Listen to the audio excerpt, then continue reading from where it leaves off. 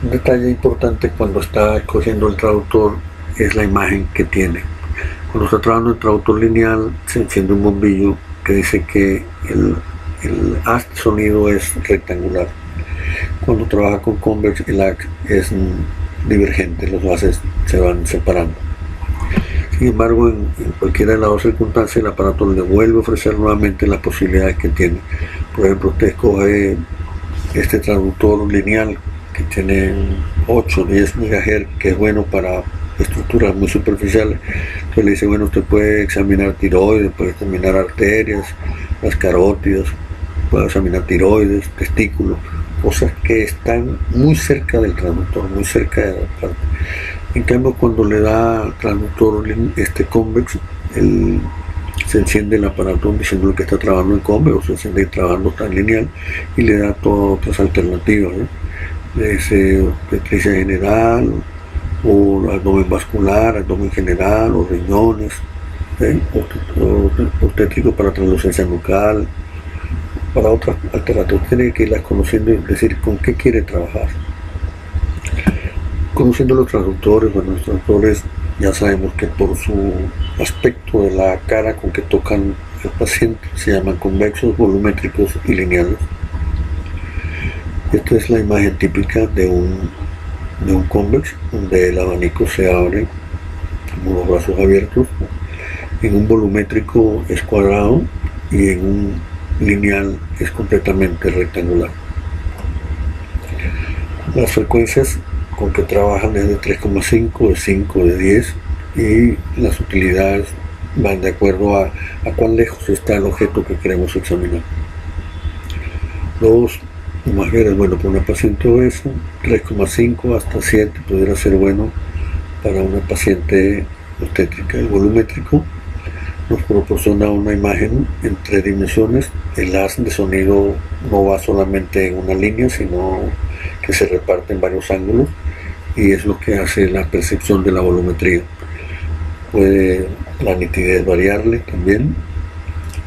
El traductor lineal es el indicado para mama, testículo y tiroides, muy importante, y puede permitir en un momento dado examinar estructuras como el tumor tiroideo, verlo, tumor de testículos, tumores mamarios también. Existen otros botones, los botones o clavijas en inglés es la palabra knobs y knobology se refiere al estudio de los botones. En español sería algo así como botonología, el estudio de los botones. Existen otros botones. Hay un botón que se llama touch, que se encarga de modificar el contraste, es decir, que lo que sea gris lo voy a poner negro y lo que sea gris claro lo voy a poner blanco, hacer que el contraste sea más notorio. Ese botón se llama touch. Es importante usar el touch porque mejora también la calidad de grabación de la imagen. El botón se encuentra aquí, fácilmente identificarlo, y se oprime y ya está trabajando en touch. Al lado está un botón de la profundidad que se mueve con el sistema horario o antihorario, y ya vamos a ver cuáles son sus virtudes o utilidad. Cuando tenemos una imagen que está muy brillante, le damos el touch y toda la imagen pasa a estar equilibrada entre los blancos, los grises y los negros. Aquí pareciera que este líquido hipnótico está turbio, y cuando vemos el touch vemos que no, que esto era simplemente un artefacto y que no existe esa turbidez con que estábamos viendo. El touch es un botón entonces de equilibrio. A veces cuando se comprime el touch, que también puede tener la letra T, puede que quede la pantalla muy oscura. Se le presiona el touch y la pantalla le quedó muy oscura, que no le gustó.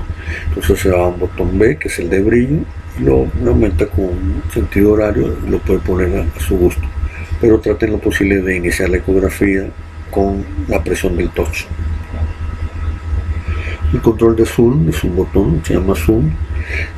Puede actuar indicando qué parte quiero que me la amplíe, o puede actuar también como a modo de volumen. Aumento el volumen, aumenta la imagen, disminuye el volumen, disminuye la imagen. Entonces si lo aumento, entonces vemos que va a ir aumentando. Si la disminuyo, veo que me disminuye. Pero una vez en pantalla, que lo tengo en pantalla, yo puedo mover esa imagen con el trackball y ponerla más abajo, más arriba. Ese es el botón de trackball. Si yo le doy hacia abajo, la imagen sube. Si le doy hacia la derecha, la imagen se desplaza hacia la izquierda. Es decir, es cuestión de cómo quiero yo colocar en el centro de la pantalla lo que acabo de ampliar a través del zoom. Estos son los zoom. El uso del zoom pone un poco a trabajar también el aparato.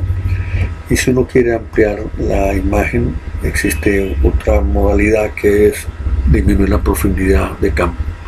Por ejemplo, aquí este aparato estaría viendo desde el traductor que nace aquí hasta el fondo, una distancia muy grande, ¿verdad?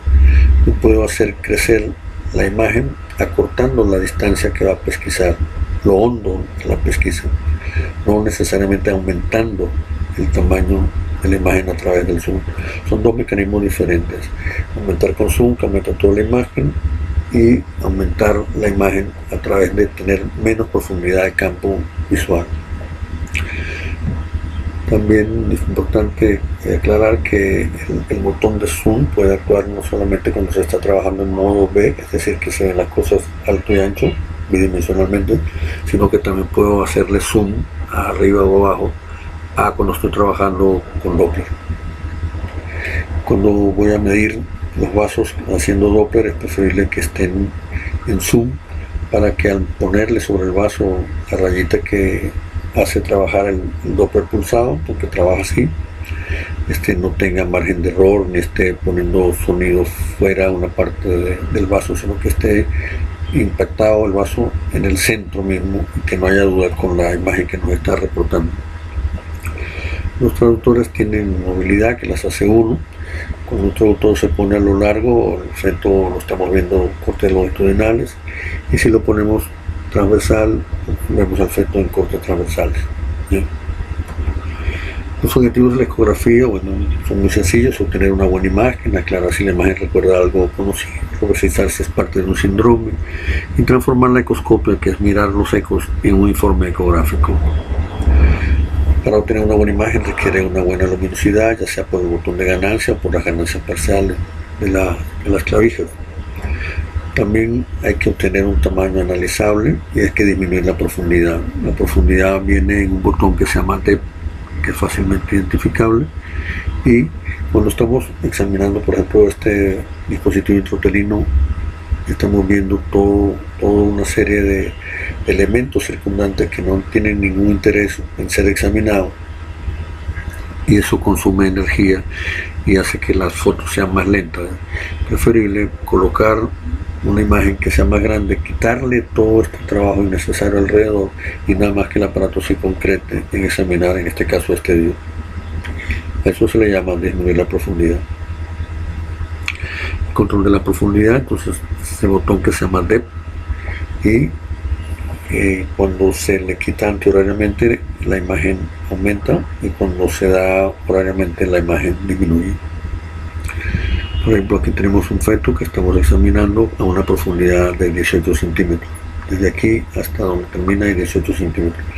Yo quiero examinar, por ejemplo, la cara, y no me hace falta, no tengo por qué examinar la parte de atrás en este momento, tengo por qué hacerla, y estoy poniendo a trabajar más a mi aparato, más a los cristales, y de paso las fotos van a salir más lentas en cuanto a la toma de fotos por segundo. Entonces, ¿qué hago? Le doy a mi botón en sentido horario, disminuyo la profundidad a la que va a llegar el rayo. Ahorita el rayo de sonido llega aquí, voy a poner un poquito más abajo, entonces me llega a 15 centímetros.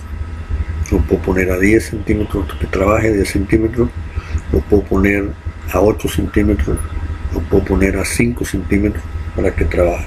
Eso ocasiona que la imagen aumente sin el consumo de energía que hace con el zoom. De paso, las imágenes aumentadas por este mecanismo de disminuir la profundidad facilitan más la toma de las fotografías por el aparato, y la imagen sí se ve como un video. ¿Qué es ajustar el frame rate? El frame rate es cuántas fotos toma el aparato por segundo. El mayor frame, mientras mayor sea el frame rate, mejor es la sensación de película de video. Los minutos fetales, cuando el frame rate es muy bajo, son como a cámara lenta. ¿Quién consume el frame rate? Hay un botón que llame súbame el frame rate o bájame, no hay un botón que exista así que llama, vamos a variar el frame rate. Frame rate lo voy a mejorar quitándole trabajo a la máquina. ¿Dónde está el frame rate? A los lados del monitor vemos una frasecita que dice FR21. Quiere decir que ese aparato en ese momento está tomando 21 fotos por segundo. Lo voy a decir, ese es el frame rate. Lo ideal es que cuando esté trabajando nunca el frame rate le baje de 16. Si va a ser Doppler, arranque con 30, 35 para subirlo, porque el uso, la implementación de los Doppler baja el frame rate y se lo pone más lento. Entonces es mejor subirlo por otro mecanismo para después que se utilice el Doppler aguante pues la bajada que ocasiona el uso del Doppler. Y por ejemplo, esta paciente es una paciente que tiene un embarazo donde el frame rate no permitió ver malo y no permitió ver nada, era muy lento. ¿Cómo hago para subir el frame rate? El frame rate lo puedo, si cierro el ángulo de visión, el frame rate sube.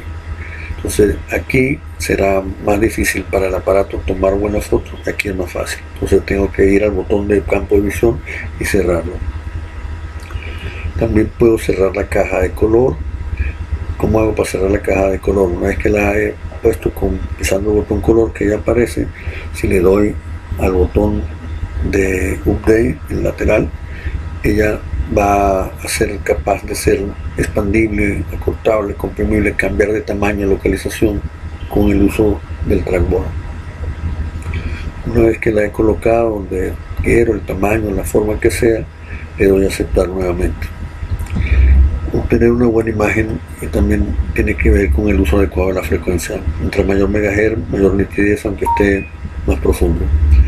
Aquí estamos viendo los cambios de interpretación que se producen por manejar mala la nitidez, ¿no?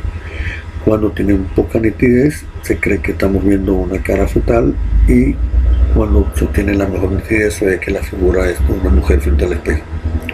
Este es un ejemplo práctico simplemente de lo que es la nitidez, y dependiendo de los megahertz, más nítido.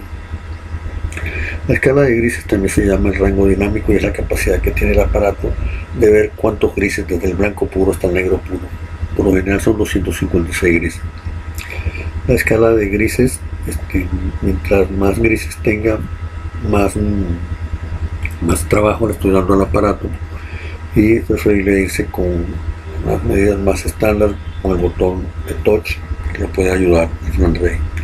Cuando tienes muchos grises, el frame rate se pone muy bajo, en este caso está en 5, es un frame rate que no está bueno.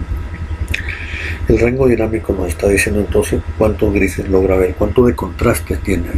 Mientras menos grises, más contraste. Por ejemplo, aquí tienes corazón con pocos matices, es decir, este es un rango que esté alto. Pero si el rango dinámico está muy alto, tiene muchos matices de grises y tiene poco contraste. Rango dinámico normal, contraste normal. Si le disminuye el número de grises, el contraste es alto, y si le aumenta el número de grises, el contraste es relativamente bajo. Es cuestión de para qué se utiliza. A veces el rango dinámico, el número de grises es diferente si estamos en mama, si estamos en tiroides, si estamos en hígado, si estamos en testículo, en feto, dependiendo de lo que usted quiera ver. ¿Qué es la resolución axial y la resolución lateral? Es la capacidad del ecógrafo de mostrar como dos puntos diferentes a dos estructuras que están muy cercanas una de la otra, ya sea una encima de la otra, como es este caso, o otra al lado. En ambos casos el sonido viene y va a conseguir dos estructuras, una a la derecha, otra a la izquierda, y una encima y una abajo. Pero el aparato debe discriminarme de que se trata de dos estructuras y no de que están cabalgadas porque están muy cercanas. En la resolución axial es cómo el aparato logra identificar estructuras que están una encima de otra y que van paralelas a cómo va el eje del sonido. En la resolución lateral, el aparato trata de identificar dos estructuras que están perpendiculares al eje como va el sonido. Supongamos una onda de sonido, y supongamos dos estructuras que están una detrás de la otra en el sentido en que van a ir pasando las ondas. Si la onda pasa por encima de ellas, porque la parte de la onda que comprime es esta y logra comprimirla en las dos, vamos a ver dos estructuras así. ¿Por qué? Porque logró golpear las dos moléculas y el sonido se devolverá como que se golpeó una sola, borrosa, mal delimitada. El secreto está en que cada parte que golpee me golpee una sola estructura, un solo átomo. Yo no puedo mover este átomo para acá para que esta parte de la onda me le pegue. Yo no puedo mover, no puedo dilatar el tejido. Lo que puedo hacer es acortar el tiempo entre una onda y otra, cosa de que me quede en la zona de impacto que empuja cada objeto delante de ella. Entonces, cuando yo logro acortar la longitud de onda, es decir, aumento la frecuencia, sí logro identificar como objetos diferentes a los dos que estoy viendo en esa progresión lineal longitudinal.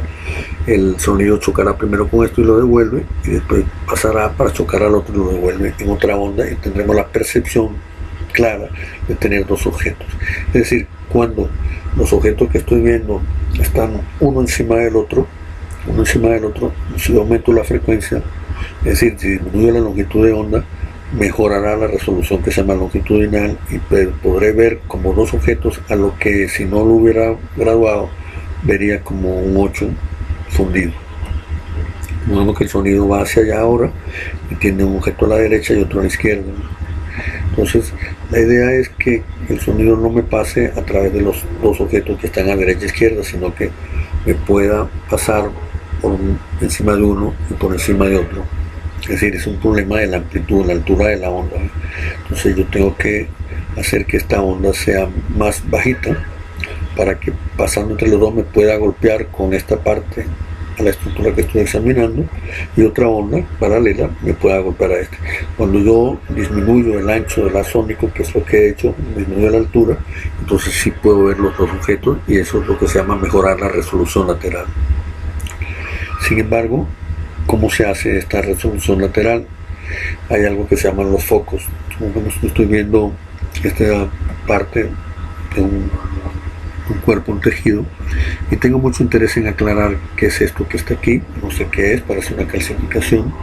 Entonces busco un botón que se llama foco al piso y me va a decir que tiene un número de focos disponible, y yo quiero poner la zona que se foquea, la zona que esté más nítida aquí. Yo no quiero que nada más me haga foco, nitidez en esta barra. Entonces esta es la resolución lateral que se logra con el número de focos. La mayoría de los aparatos pueden tener hasta 6 focos, pero nuevamente, si usted utiliza muchos focos, el frame rate le va a disminuir la calidad de la imagen. Es preferible utilizar un solo foco, cosa de que esté en la horizontal que le interesa. Cuando usa un solo foco, el aparato le dice que está utilizando uno, pero si utiliza dos focos, el aparato le va a decir que está utilizando dos. Esto los puede mover con el trackball, ponerlo más arriba, más abajo. Por lo general, con un solo foco es suficiente. Le puede variar también el ancho al foco. Lo que sí les recuerdo que es categórico es que mientras más número de focos haya, el frame rate se viene al suelo. Entonces, cuando utilizamos los dos focos en modo B, en 2D, en modo brillo, en 3D, Doppler color, Doppler espectral, Doppler de potencia. El uso del foco mejora la resolución lateral, indudablemente. ¿Qué es la armónica? La armónica es una modalidad donde se manda un sonido a una determinada frecuencia y el rebote me los devuelve al doble de la frecuencia. Siempre es un múltiplo. El eco recibido es de frecuencia múltiplo del emitido. Si yo envío, por ejemplo, 2 MHz, recibo 4 MHz. El recibir 4 MHz, es decir, que aumenta la frecuencia, significa que va a aumentar la nitidez. Yo puedo hacer que con el haz de modalidad de armónica puedo trabajar en pacientes muy gordos, muy obesos, que tengan problemas de pared, y trabajar para poder impactar esas estructuras con megahertz bajos. Pero como el aparato me lo devuelve a un número mayor de megahertz, el doble, el triple, el cuádruple, entonces mejora la visión. ¿Por qué? Porque estoy obteniendo lograr impactar porque tengo los megahertz muy bajos, pero lograr ver mejor porque tengo los megahertz muy altos. Es decir que este aumento de la frecuencia mejora la resolución axial, que es la que me interesa, y el haz más angosto mejora la resolución lateral. También quita el ruido de fondo y mejora la escala de gris. Es decir, esto es sin armónica, esto es con armónica. ¿Cuáles son los objetivos de la ecografía? Pues aclarar si la imagen recuerda algo conocido. ¿Alguna vez usted ha visto un bicéfalo? Y de pronto, mientras está haciendo su ecografía o ve una imagen que lo impresionó, esa imagen duró fracciones de segundo, usted puede congelar y volverla a poner si echa el trackball hacia atrás. Cada vez que usted haya terminado un eco que le pareció importante, congele el botón que se llama freezer y dele al trackball hacia atrás, hacia su mano izquierda suya, y le repetirá todas las imágenes que ha obtenido. Entonces, en este paciente que nos pareció ver un bicéfalo, nos pareció verlo porque habíamos visto alguna vez un bicéfalo, pero cuando realmente repetimos nos damos cuenta de que lo que nos parecía un bicéfalo no es realmente la oreja de un venado, y hay un animalito, un pajarito comiéndose los animalitos que puedan haber, los ácaros que pueda tener el otro en la oreja. Es decir, usted, el tener la imagen evocada del bicéfalo, le pareció recordar un bicéfalo y ya iba a dar el diagnóstico, pero utilice, para estar más seguro, esa posibilidad de volver atrás la película, congelando y echando el trackball hacia atrás. A eso se le llama cine loop. A veces es conveniente girar las estructuras 90 grados, 180 grados para verlo. Por ejemplo, aquí tenemos la estructura de un militar de la época prusiana con sus bigotes, pero si volteamos la imagen vemos que la misma imagen que era de un prusiano respondía realmente a la cara de un caballo. Entonces, si la volteamos, vemos caballos militares. Igual ocurre con la ecografía. Cuando no esté clara la imagen, gire 90 grados para ver si persiste la imagen. Entonces, sí existe. Si no persiste, es posible que no exista, se trata de un artefacto. Y a veces, viendo las imágenes en transverso o en longitudinal, se aclara mejor lo que uno está recordando y el diagnóstico se hace mucho más fácil.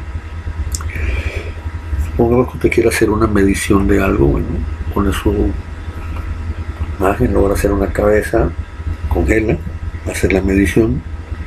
Entonces hay tres botones que tiene que manejar, que son básicos. Uno que se llama medidor, otro que se llama corrector y otro que se llama salvador. El medidor, cuando usted lo da, va a trabajar midiendo.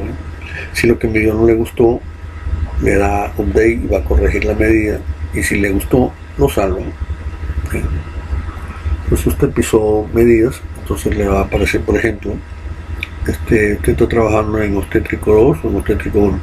Yo estoy trabajando en obstétrico 2. Bueno, le podemos ofrecer para medir DBP, frontooccipital, circunferencia cefálica, fémur, por ejemplo. Entonces usted escoge, le gustó más el DBP, entonces lo mide de afuera adentro, vaya perpendicular al eco medio craneano. Le gustó ahora medir el DOF, entonces salva y la imagen queda guardada. Entonces pasa ahora a medir una segunda imagen, la circunferencia cefálica, pero parece que no le quedó bien, no le gustó cómo quedó la circunferencia. Entonces se va al botón Update, que le permite rehacer el círculo que usted acaba de hacer y colocarlo en las medidas que realmente sí le son acordes, que usted está satisfecho con ello, y le vuelve a salvar. Cuando salva, ya pues tiene todas las imágenes guardadas. Le pueden servir para al final imprimirlas, las pueden servir para metérselas a un pendrive, o le pueden servir para medir otras cosas, o tiene constancia de que las medidas que usted ha hecho le quedaron en unas tablas. Hay aparatos que tienen el cálculo automático, donde usted pone la imagen de la cabeza, le da botón automático y el aparato le mide el DBP, el frontooccipital, le mide la circunferencia cefálica. Esas modalidades existen y son bastante exactas. Los reportes van a un botón que se llama reportes, entonces el reporte le va a decir cuánto midieron las cosas que hizo y cuántas veces las midió. Si quiso hacerlas, le puede decir cuánto pesó, cuánto se esperaba del peso por la última regla que usted le dio, cuánto se esperaba de peso por el coito fecundante. O sea, todo va a ir de acuerdo a cómo usted lo haya alimentado. Hay otros ejemplos de utilidad del traductor, por ejemplo, hígado y vías biliares para ver cuando el ultrasonido no lo atraviesa un cálculo, va a dejar una zona eclipsada que se llama el túnel sónico. Hay el uso del Convex también para el vientre de la paciente ginecológica, lo coloca en horizontal y obtiene esta imagen donde esto va a ser izquierdo, esto es derecho, y si usted gira el traductor y lo pone en la media longitudinal va a obtener el útero a lo largo. Estas mediciones le van a permitir, estas imágenes le van a permitir hacer las mediciones de largo, ancho y transverso. Cuando esté pasando de la imagen en AP, tiene que girar 90 grados como si estuviera desatornillando para poder obtener la otra. Si usted gira y no hace el giro adecuadamente, la imagen se le va a ir. Entonces, obtuvo esta imagen, le gustó, la puede poner en media pantalla, pasa para la otra media pantalla, gira en 90 grados, es lentamente, sin perder de vista que esto no se salga de pantalla, y así podrá obtener entonces el útero en longitudinal. Una vez que tiene los dos, pues puede medir el transverso, puede medir el longitudinal, puede medir el anterior posterior, igual con los ovarios, puede hacerlo también.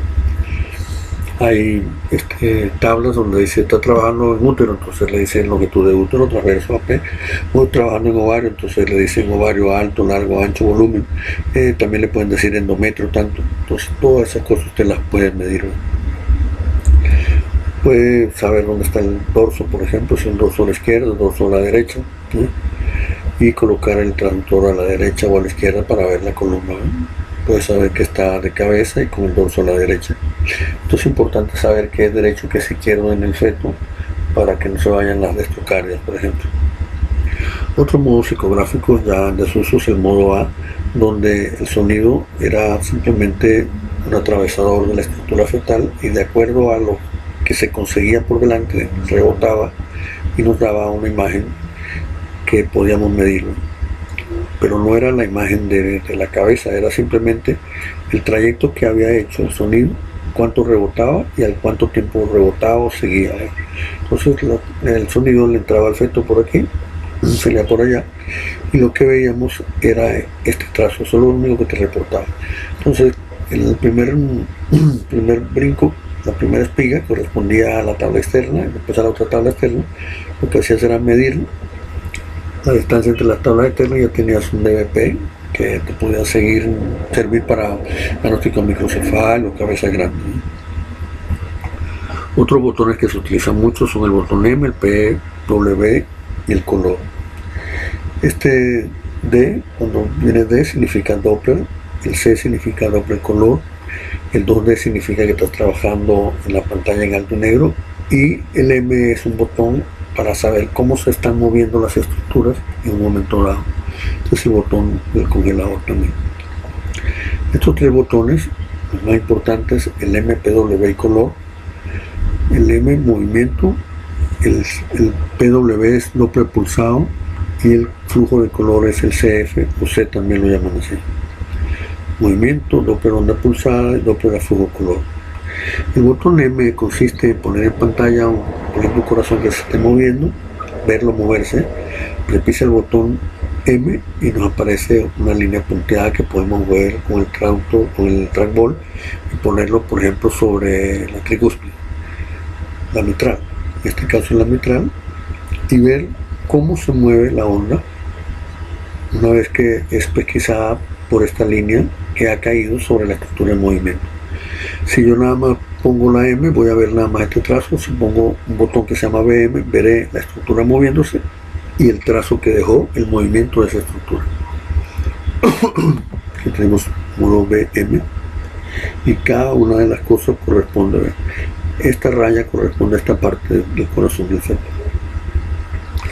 En el Doppler continuo estamos haciendo la emisión de sonido para impactar vasos. Ponemos los vasos y impactamos sin descanso del aparato. El aparato está mandando sonido sin descanso y está impactando todo vaso que esté desde el comienzo del traductor aquí arriba hasta la parte más profunda, sin importarnos si lo que impacta es una cerebral media o si lo que impacta es una uterina.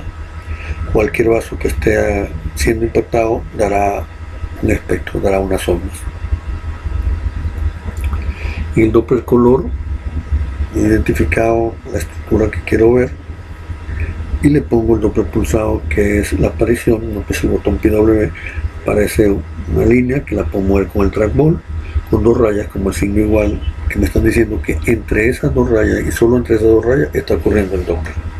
Se llama el Doppler pulsado porque el aparato manda un ratico sonido, descansa otro rato, manda un ratico, pero fracciones en milisegundos. Esto busca impactar. Entonces cuando el aparato regresa, es que el cristal lee.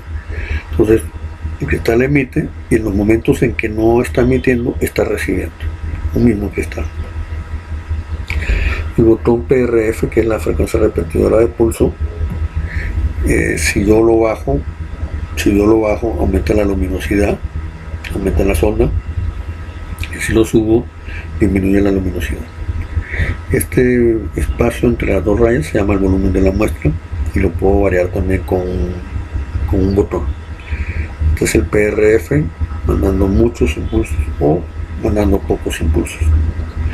El volumen de la muestra es un botón que se llama Sample Volumen y va a abrir o a cerrar. Esto nada más el volumen de la muestra en el Doppler pulsado. Entonces lo puedo abrir, lo puedo cerrar. Puedo colocar mi raya de Doppler con el volumen de la muestra en cualquier parte. La puedo, por ejemplo, evaluar la arteria cerebral media cerca al polígono, se llama M1, o lo puedo evaluar lejos del polígono y se llama M2. Cuando yo le subo el PRF, disminuye el colorido del vaso, y cuando bajo el PRF aumenta el colorido del vaso. Entonces, cada vez que yo estoy insonando, que es como se llama golpear vasos con ondas de sonido, se produce el espectro, la onda de velocidad de flujo en espectro, es decir, la hilera de ondas simultáneas. Eso me permite medir velocidades. Yo aquí estoy midiendo velocidades con que la sangre ha regresado, y tengo una velocidad máxima y una velocidad mínima. La velocidad máxima la imprime la sangre que va por el centro del vaso una vez que ha ocurrido una sístole, y la velocidad mínima es la velocidad que lleva la sangre que va pegada a las paredes del vaso y que se ha ido atascando. Indudablemente que la velocidad que llega primero, esta función del tiempo, es la velocidad imprimida por la sístole, se le llama velocidad sistólica, y cuando la sangre llega a ser evaluada va más lento, va a tardar más. Cuando está llegando a ser evaluada está ocurriendo la diástole del siguiente latido, y por eso se llama velocidad diastólica. Esta velocidad, la primera, la sistólica, es producto del primer latido. La velocidad número 2, la mínima, está llegando a ser evaluada, presenciada, o sea, puesta en pantalla, cuando realmente está ocurriendo la diástole del segundo latido cardíaco. El asunto es que tenemos picos sistólicos y picos diastólicos, y de acuerdo a ciertas fórmulas matemáticas podemos elaborar lo que se llaman los índices. Es importante que cuando está la onda ocurriendo, lo que está variando es el decibelaje y la frecuencia. La frecuencia, si el objeto se aleja, la frecuencia disminuye cuando rebota. Si el objeto se acerca, que yo estoy impactando, la frecuencia aumenta. El decibelaje también varía según con qué facilidad atravieso yo un tejido, pero sea cual fuere la calidad del tejido que estoy evaluando, la velocidad con que se devuelve, el aparato transforma esa frecuencia de las ondas en electricidad, y la electricidad tendrá más capacidad para encender más bombillos. Es decir, que la hilera de bombillos encendibles será muy alta si la velocidad con que regresó la onda es muy alta, pero si la velocidad con que regresó es lenta, la capacidad de generar electricidad para encender columnas de bombillos será menos, entonces me encenderá una parte menos de la altura. De todos modos, los índices más utilizados son dividir el sistólico, la altura sistólica sobre la diastólica, el índice de resistencia y el índice de pulsatilidad. Son los más utilizados. Importante que cuando la onda va por los medios, tiene una línea media que nos permite hablar de energía positiva y energía negativa. También nos permite saber tiempo de ocurrencia, cuánto han tardado. Y lo importante es que cuando el sonido entra al aparato, ya esa línea que dividiría lo superior y lo inferior ya es otra línea que se llama la línea base, porque está midiendo velocidades que van hacia adelante o velocidades que van hacia atrás. Un traductor volumétrico y de pequeñas partes puede tener las mismas virtudes de un traductor volumétrico grande. Es un traductor que está muy cerca del tejido vaginal, está muy cerca y la nitidez es muy buena. Parece que mientras más cerca esté el traductor del tejido evaluado, mejor será la imagen. Cuando hacemos un abdominal, el feto está lejos de la piel. O cuando hacemos un vaginal, el feto está ahí atravesando la mucosa y la nitidez es mucho mejor. El traductor convex vaginal tiene superioridad a los lineales vaginales. El lineal vaginal prácticamente hoy en día ya no se utiliza. Los accesorios que puede tener el traductor son aditamentos para poner una aguja y biopsiar. Puede ese aditamento atrapar el traductor vaginal y por otro lado ir la aguja. Y es importante que la aguja puede estar puesta de modo tal que la punta caiga en el centro de la pantalla, que es donde está el centro que da el círculo, o la aguja puede ir paralela a como va el traductor, o puede entrar perpendicular, puede entrar en 90 grados. Lo importante es ver la aguja ecográficamente, ver la imagen que queremos y ver cómo la aguja le llega al sitio que nos interesa. Hay traductores intraoperatorios, se llaman el palo de golf, donde se pueden meter por una herida, una pequeña brecha en la paloscopia, una herida de apéndice, por ejemplo. Estos traductores son exigentes en el sentido de que para conectarlos, prefiero llevarlos conectados de una vez y no conectarlos en plena operación, porque habría que apagar el aparato. O sea, hay que tomar ciertas precauciones de que el aparato del traductor ya vaya conectado cuando se vaya a utilizar. Hay unos traductores que se tragan, se meten por el esófago y quedan tan cerca del corazón que los ecocardiogramas son muy buenos. Cada vez que cerca se cumple lo mismo, ¿eh? Mientras más cerca estemos, mejor se verá. Hay algunas otras modalidades de comodidad, como traductores acoplados a un celular. Entonces usted hace la ecografía con el celular como un monitor. Hay celulares inalámbricos conectados inalámbricamente a una tablet. Lo maneja, va a hacer su ecografía y aquí tiene los botones en la tablet, como moverse, como ampliar, aumentar profundidad, todas esas cosas que usted quiera hacer, tiene los botones del traductor. La posibilidad de vender esto en combos ya se ha hecho, te pueden vender los diferentes tipos de traductores, todos con la iPod, la tablet.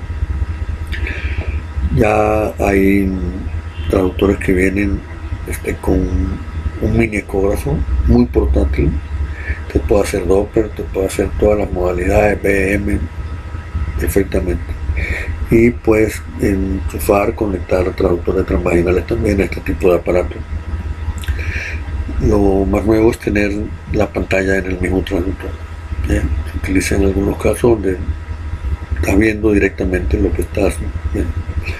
Ya se utilizan los traductores en los astronautas, no hay variaciones en el sonido no está en el vacío no transmitiría sonido, pero adentro de las naves interplanetarias el sonido no varía, o sea, la calidad.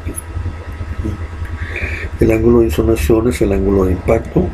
Se supone que cuando el sonido le pega debe rebotar y todo lo que rebote debe regresar al aparato. Si yo le pego perpendicular al objeto que estoy evaluando, todo va a rebotar. Entonces le pego oblicuamente, va a haber una parte que sí va a regresar al aparato y otra parte que se va a perder. Esa parte que se pierde puede significar que los objetos midan menos o tengan menos velocidad, tengan menos Doppler, tengan menos imágenes confiables. En líneas generales se sabe que los objetos físicos los vamos a examinar lo más horizontales posible y los objetos vasculares lo más verticales posible. Por ejemplo, aquí con este útero que está en retroversión, el endometrio no es visible, no lo puedo medir, no puedo saber cómo está, pero si yo muevo mi traductor puedo poner el útero horizontal. No es que lo estoy horizontalizando, es que si yo muevo mi aparato, lo puedo poner a ver de lado, y al ver de lado sí tengo una imagen como si estuviera el útero horizontal. Este útero con este endómetro sí es medible. Las cosas horizontales como los huesos, el endómetro se pueden ver. Si usted lo pone vertical no las ve. Por ejemplo, la membrana amniótica de un embarazo gemelar, si la pone verticales no la ve, va a pensar que es un monoamniótico, y cuando se mueve lateralmente ve que sí hay dos membranas, entonces es un biamniótico, simplemente con cambiarle la posición. Cuando se trata de los vasos, el vaso debe estar lo más vertical posible. Los vasos horizontales dan las medidas que son erróneas, que no son la realidad, y los vasos verticales, cuando se examinan, sí dan una medida correcta. Existe una modalidad en los aparatos que es el ángulo de insonación. Cuando yo no puedo técnicamente, moviendo el transductor, poner el vaso vertical, yo le puedo poner el ángulo con que están instalados las dos rayitas, la puedo poner más oblicua, cosa de que ellas queden lo más perpendiculares a cómo va la sangre, ¿ve? Entonces, si el vaso va así, yo pondría las rayitas así, cosa de que vayan perpendiculares al sentido que lleva la sangre. Si no lo hago, entonces las medidas no me van a salir bien. Lo otro es, no puede manejarle la cantidad de rojo o azul que tenga el vaso. Existen botones de ganancia, y lo ideal es que si el vaso estaba rojo esté completamente rojo y no que tenga zonas amarillas.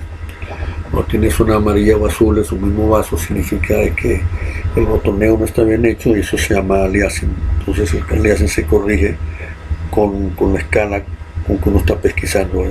Por ejemplo, si un vaso habitualmente va a 60 metros por segundo y yo pongo mi aparato a que me pesquise hasta los de 20 por segundo, me van a aparecer muchos vasos parásitos.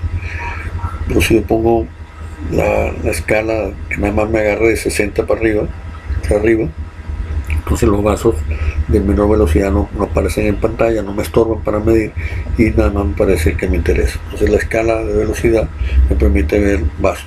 Por ejemplo, la uterina es muy rápida, las cerebrales son relativamente más lentas, el ducto es relativamente lento, pero según el vaso va a la escala.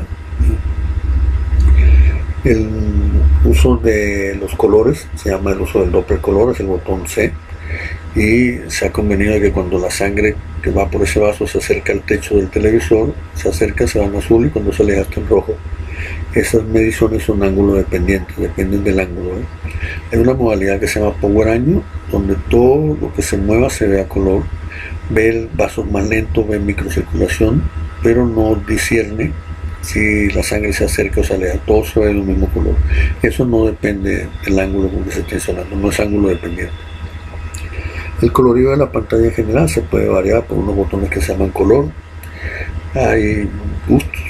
Hay gente que, por ejemplo, le gusta el color oscuro para poder hacer Doppler con los vasos rojos. Otro le gusta que la notoriedad del rojo y el azul del Doppler haga más contraste con el azul de la pantalla. Esto es facilidad de presentación o con fines docentes por la vistosidad que pueda tener la imagen.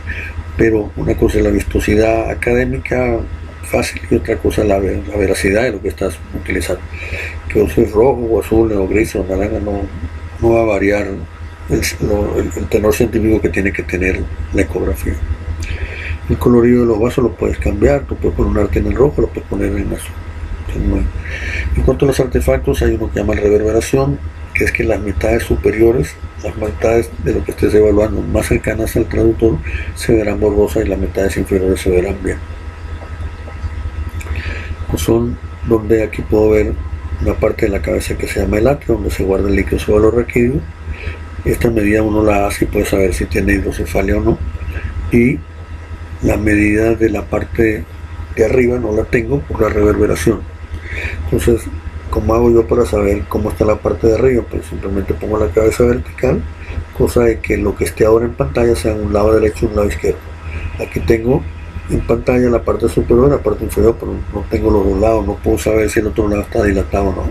Entonces, cuando uno ve esta diferencia de nitidez entre lo superior y lo inferior, que se llama reverberación, gire el objeto que está evaluando en 90 grados, cosa de que pueda aprovechar la nitidez que da la parte inferior de la pantalla, evaluando cada lado para poderlo comparar.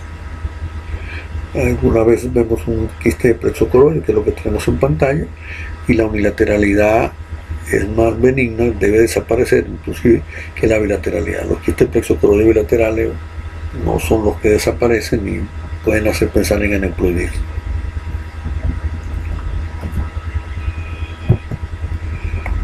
El refuerzo acústico posterior es que cuando la onda pasa a través de una zona líquida, se reordena, adquiere potencia e ilumina bastante la zona que sigue en transición, que es de un tejido diferente.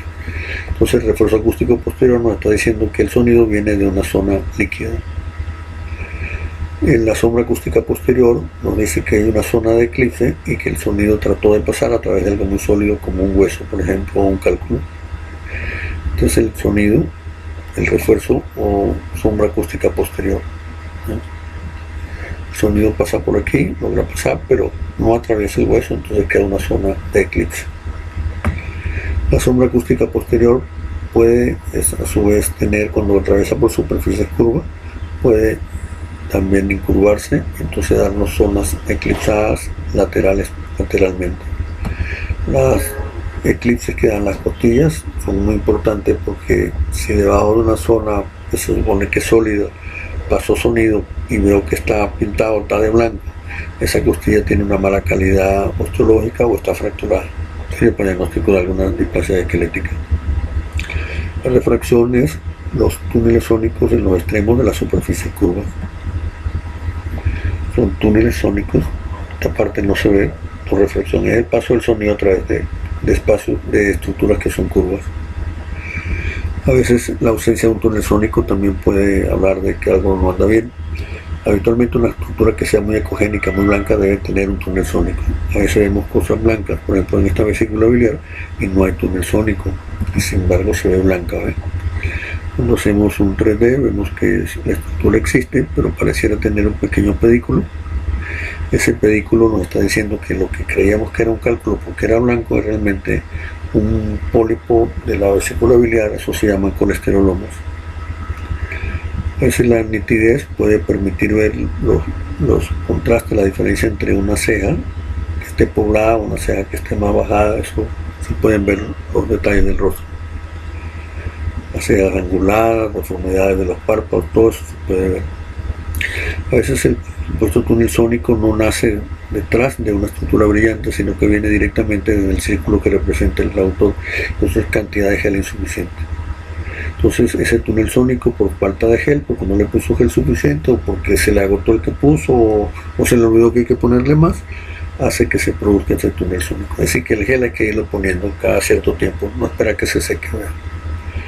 El tener este túnel sónico impide ver estructuras importantes como el tercer ventrículo y el acueducto de Silva, que en este caso están ligeramente dilatados. En la cantidad de gel insuficiente puedo dejar de ver un pedazo de riñón, un pedazo de una arteria, puedo dejar de ver un ureter que está dilatado. Aquí, por ejemplo, con una ganancia que esté muy baja, puedo ver la cuenca, pero no puedo ver los párpados, no puedo ver las hendiduras palpebrales. En cambio, si mejoro la ganancia, me doy cuenta de que el párpado superior lo puedo ver el inferior y que las hendiduras están discretamente inclinadas hacia arriba. Podemos apreciar eso. El sistema de impresión y el sistema de almacenamiento podemos imprimir en papel típico de impresoras para este tipo de ecógrafo, o imprimir en papel bond simplemente. El almacenamiento puede ser en el almacenamiento interno de la memoria del aparato, o en memorias de USB o en discos duros. El papel es costoso, hay dos tipos, el papel brillante y el no brillante. El brillante es bastante bonito, agradable, pero muy malo para fotografiarlo. Si usted quiere tomar fotografías de una foto de un papel brillante, le va a brillar el papel y no va a ser una buena imagen para una clase, una presentación PowerPoint. Preferiría que las imágenes las obtenga a través directo del aparato, evocando la imagen que usted guarda. Otras modalidades importantes es que usted, cuando usa el papel de imprenta, el papel de printer, las letras que le pone al monitor le aparecen, pero son unas letras de mala calidad, realmente no son unas letras que sean buenas. Cuando usted roba la imagen, la guarda y la mete en un papel, porque un papel de Bond hace su presentación, su descripción, su eco, y mete la imagen, esa imagen que ha pasado directamente por PowerPoint, usted puede escribirle con letras de colores. Este papel es simplemente blanco y negro, la nitidez de la letra es mejor. Este papel no imprimen a color, y el imprimir en papel bond sí le permite obtener imágenes en color. Incluso hay papeles bond para hacer el escrito, el informe, y cuando vaya a la fotografía le mete a la impresora un papel de fotografía, que es mucho mejor todavía. Son costosas, pero se pueden hacer. Los botones que habitualmente tenemos son los que, ya para recordar, el botón de la identificación del paciente, el botón que identifica a los traductores, el botón para ver los reportes, el botón para decir que terminó el examen, el botón para salir de esa modalidad de trabajo que está haciendo, para decir si está trabajando en mama, en tiroides, en útero, para grabar una película corta, para que aparezca en pantalla una flechita que indique algo importante, para limpiar una medición que no le gustó, que quedó archivada y la quiere borrar para hacerla de nuevo, y comentarios que pueda escribir en la pantalla. Esos son los botones más importantes. Por su atención, muchas gracias.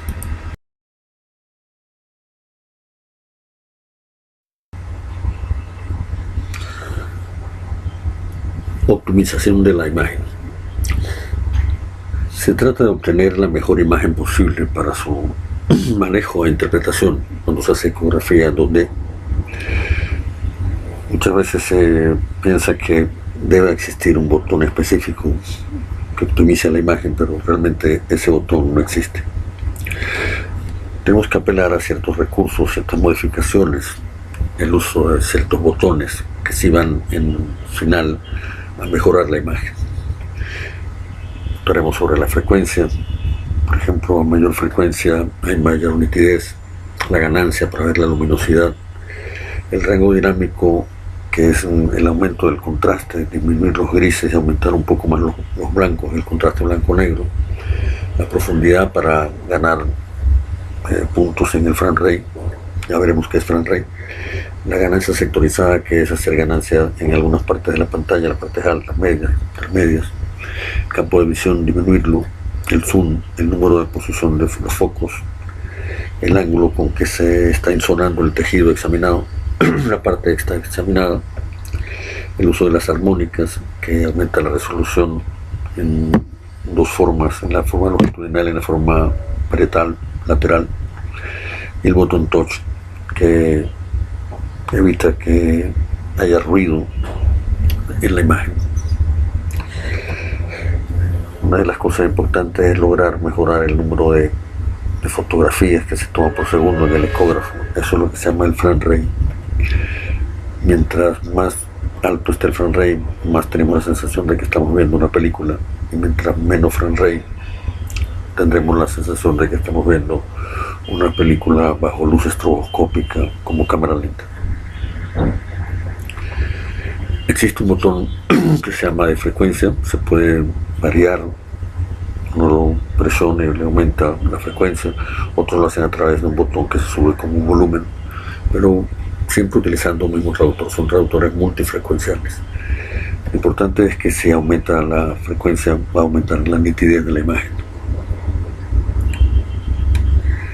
Una frecuencia baja puede tener muy buena penetración, pacientes obesos, pero no tendrá mejor nitidez, mejor resolución. El aumento de la ganancia es el aumento a través de un botón que se llama brillo, o bright en inglés, que se puede aumentar como girando el volumen, aumentando el volumen, aumentará el brillo de la imagen y la hará más fácil de ver. Eso se le llama la ganancia total, porque aumenta el brillo de toda la pantalla, no nada más de un sector. En cuanto a los botones de brillo y contraste, el de brillo es el que acabamos de mencionar, y el de contraste es el que hace que esté más blanco lo blanco y esté más negro lo negro. A eso se le denomina rango dinámico. El rango dinámico es un botón que se puede bajar, y cuanto menos rango dinámico tenga, más contraste habrá. Y cuanto más rango dinámico, mientras más escala de grises, que es lo que realmente está viendo, menos contraste va a haber. Entonces es el botón del contraste que le permite a uno ver estructuras que habitualmente pueden estar enmascaradas con otros grises, y al haber el contraste entre las estructuras menos grises y las más grises pueda surgir el diagnóstico de una lesión tumoral, por ejemplo. La idea es que se va comprimiéndolas y al menor compresión hay mayor rango dinámico, más escala de grises, menor contraste. Cuanto más se comprime el rango dinámico, el número de grises que es visible, que son visibles por el aparato, son menores. Eso es la menor escala de grises y hay mayor contraste. Un aparato es bueno cuando puede disponer a voluntad del usuario de 256 grises, y entonces se dice que su escala de grises es 256. La profundidad se refiere a una forma de aumentar la imagen diferente a la del zoom, donde el aparato se le está poniendo a trabajar a una menor profundidad de lo que la imagen está viendo. En la imagen inicial el aparato está trabajando desde la emisión hasta el fondo y recorre casi 18 milímetros, 18 centímetros. Si se disminuye la profundidad, porque se le da un sentido contrario al volumen, la imagen va aumentando hasta que obtiene un tamaño que aumenta el frame rate, que es lo que a uno le interesa, sin perder calidad. Las ganancias sectorizadas son estas clavijas que cuando se mueven hacia la derecha aumentan el brillo en determinada parte de la pantalla. Pueden movérselas del medio y entonces se aumenta el brillo del medio, o se aumentan las inferiores y aumenta el brillo inferior. Eso es lo que se llama una ganancia sectorizada. Es importante para optimizar la ganancia temporizada porque también se le conoce como compensación temporal de la ganancia. Habitualmente se utilizan con alta en los sectores bajos, intermedio en los sectores intermedios y poca ganancia en los sectores inmediatamente debajo del transductor. El ángulo de visión es el ángulo con que trabajan, el ángulo bajo el cual está trabajando el ecógrafo.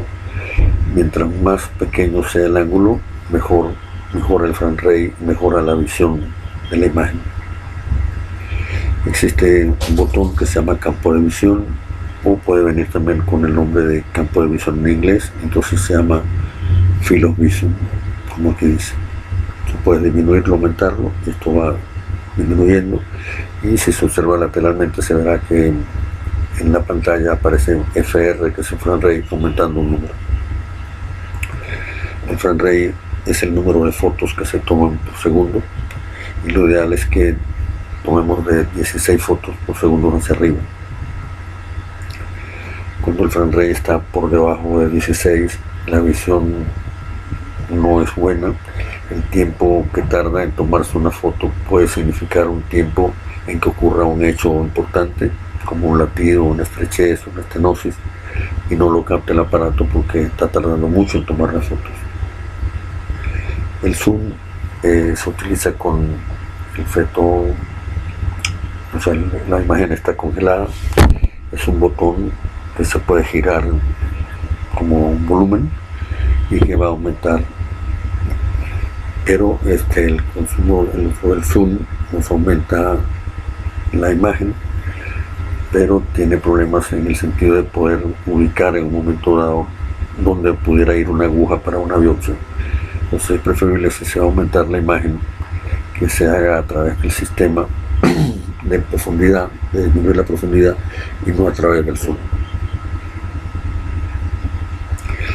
Los focos son estos triangulitos que se ven, y lo que significa es que el foco va a hacer mayor nitidez en esta trama, en esta trazo horizontal, en este pedazo, este rectángulo horizontal de la pantalla. El foco se puede mover hacia arriba, hacia abajo, puede utilizar 1, 2, 3, 4 focos. El problema es que mientras más focos usen, más le baja el frame rate. El número de focos va de 1 hasta 7, pueden utilizarse, y la posición Cuando se presiona este botón, que es el posición, uno lo mueve. Aquí, por ejemplo, esta evaluación con el foco está muy bajo, está evaluando, dándole nitidez a una zona que no tiene interés para el usuario. La movemos un poco más arriba para que veamos esta estructura, que inicialmente se ve un poco borrosa, y cuando le movemos el foco aumenta la nitidez. El ángulo de incidencia es el ángulo con que se ven las estructuras. Puede uno variar el ángulo con un botoneo, o puede uno variar la estructura poniéndola horizontal. Todas las estructuras que se vayan a ver deben cumplir 3 preceptos. Tiene que estar magnificada la imagen, tiene que estar horizontal y central en la pantalla. Diferencia de cuando se manejan las estructuras vasculares, deben estar idealmente verticales. En la imagen de arriba no se ve el endometrio, es la misma paciente, lo que está verticalizado, no hay buena imagen, no es fácil medirlo, y cuando se horizontaliza aparece el endometrio en todo su esplendor para su análisis y medición. Entonces lo que se refiere al ángulo de incidencia de los ecos, uno puede variar el ángulo también. El aparato interpreta con que uno está trabajando a 0 grados. El uso de la armónica es una mejoría de la resolución tanto longitudinal como lateral.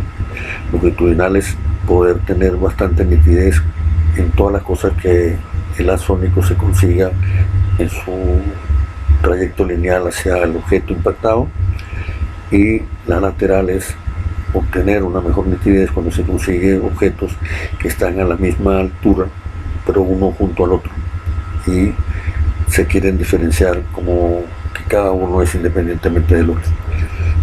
Eso se hace con el uso de la armónica. Hay un botón que se llama THI, que quiere decir armónica, imágenes de la armónica tisular, y mejora la imagen considerablemente. Los resplandores se ven mejor, la nitidez se ve mejor. ¿Qué es lo que sucede? Que cuando se usa la armónica y el sonido rebota, la armónica le duplica la frecuencia. La frecuencia más alta hace que se vea mejor, como ya explicábamos cuando queremos variar la frecuencia, solo que la frecuencia de la armónica es cuando se devuelve. El aparato aumenta la frecuencia en el haz que se está devolviendo. Entonces se pueden ver estructuras tubulares que sin armónica no se pudieran diferenciar. Se puede ver el contenido de los tubos, tiene mucha utilidad en lesiones mamarias, lesiones testiculares, se utiliza bastante. El fin es este: se envían por ejemplo 2 MHz y se recuperan 4 MHz. Eso permite aumentar la nitidez, la resolución, tanto vertical como lateral. El uso de la armónica tiene varias ventajas. Luego que la frecuencia del retorno es el doble, ya eso significa más nitidez. Se mejoran las dos resoluciones, la axial y la lateral. Se disminuye la atenuación y se disminuyen los artefactos también. El botón touch es un botón que quita mucho la basura. Por ejemplo, un líquido amniótico que no sea realmente turbio lo va a poner oscuro, más homogéneo. Es un botón que permite delimitar bien los sacos para medir un índice de Phelan. Es un botón que sirve para ver dónde termina la placenta, donde realmente hay un hematoma. El botón se llama touch. Está a los lados del tablero. Presionarlo hace que, por ejemplo, una imagen que esté de mucho contraste, brillantada, pase a ser mucho más equilibrada. A veces cuando se presiona el botón touch, la imagen puede quedar muy oscura, entonces se va al botón B, donde aumentando el volumen mejora la imagen. Ahora, para terminar, ¿qué es una buena imagen? Tiene que tener un tamaño que ocupe aproximadamente el 70% de la pantalla.